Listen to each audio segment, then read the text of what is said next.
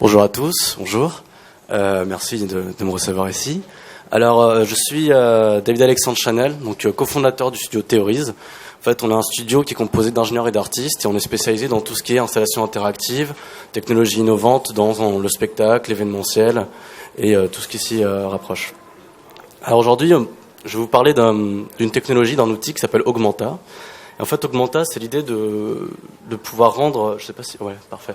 C'est l'idée de pouvoir rendre l'espace conscient et pour la création. C'est-à-dire que, par exemple, on va vouloir rendre un espace ici, une scène ou un espace public interactif et faire réagir des choses au déplacement de personnes. Ah, je parle pas. Ah oui. Donc, qu'est-ce que c'est en fait ? C'est une sorte de capteur très intelligent qui est constitué d'un réseau en fait de caméras et d'ordinateurs qui analyse en temps réel toute la scène avec le déplacement des gens et qui sait où sont les gens, comment ils se déplacent, à quelle vitesse, ils sont debout, assis, etc. Et à partir de là, fournit tous les outils pour être capable de générer de la vidéo, du son ou de la lumière. Alors comment on est arrivé à développer ce système-là ? Parce qu'on s'est rendu compte en fait que déjà mettre en place de l'interaction, par exemple de la vidéo interactive sur un spectacle, c'était déjà une grande barrière technologique pour les artistes. Parce que par exemple, on a une caméra qui doit être sur scène, on a une régie qui doit être au fond de scène, donc on peut pas, on est obligé tout de suite de mettre en place des ordinateurs, tout un système de régie, etc. Et après, on s'est aussi rendu compte, en travaillant nous-mêmes avec des compagnies de danse, par exemple, que réaliser du tracking avec plus d'une caméra, donc sur des grandes surfaces, les scènes en général elles font à peu près 80 mètres carrés minimum, ça devenait compliqué. C'est-à-dire que tout d'un coup, il faut qu'on passe à au moins 3 ordinateurs souvent, et qu'on ait des fusions de données entre plusieurs capteurs, etc. Et que le tout soit en temps réel, et il faut que je fasse quoi ? Et que tout soit en temps réel et fonctionne bien sans accroc.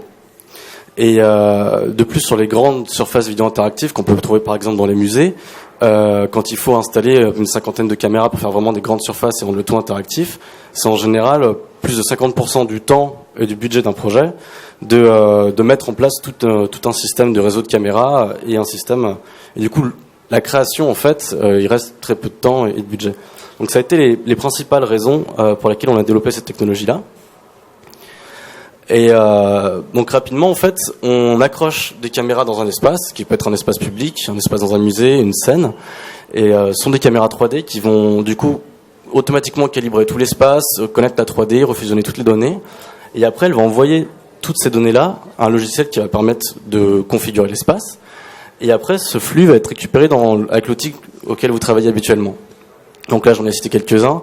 Ceux qui les utilisent les reconnaîtront. Donc c'est des logiciels de mapping, c'est des outils, ce qu'on appelle les frameworks de code créatif, par exemple, ou des moteurs de jeux vidéo comme Unity, etc. Et en fait, on fournit des exemples et des librairies open source qui permettent aux gens de facilement utiliser ce flux de données, qui est un flux OSC, pour ceux qui connaissent, et après de réaliser de la 3D, de la vidéo, du son génératif en fonction du déplacement de personnes. Alors le plus simple, je veux bien qu'on mette la vidéo. Le plus simple, c'est que je vous montre un exemple de vidéo. Donc ça peut s'appliquer dans beaucoup de cas différents. Là, je vais vous montrer une vidéo, un exemple de spectacle où on a réalisé du coup le système ainsi que le contenu vidéo génératif. Et après, nous, on a fait plein d'autres applications. On a fait de la signalisation interactive dans l'espace public. On a fait un dance floor interactif. On organise aussi des workshops et des formations autour de cet outil. Et vous pourrez y voir sur la télé qui est là-bas certaines images qu'on a développées pendant les ateliers. Et là, ici, par exemple, vous pouvez voir, on avait une scène.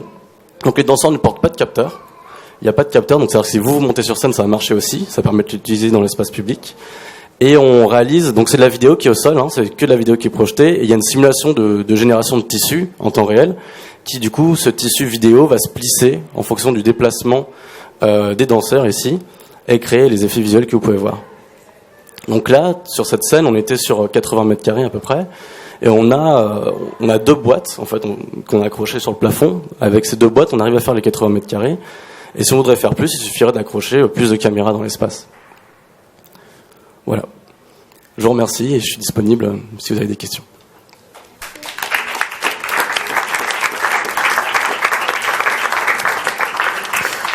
Alors merci, je vous prends encore une seconde avant qu'on puisse passer dans la partie rencontre autour des tables pour vous dire que à 17h15 donc on va arrêter ce qui se passe ici pour tous descendre dans l'auditorium et faire la seconde partie donc de cette journée sur les fonds de financement de toutes ces magnifiques œuvres que vous allez nous inventer. Donc je vous laisse aux rencontres en tête à tête.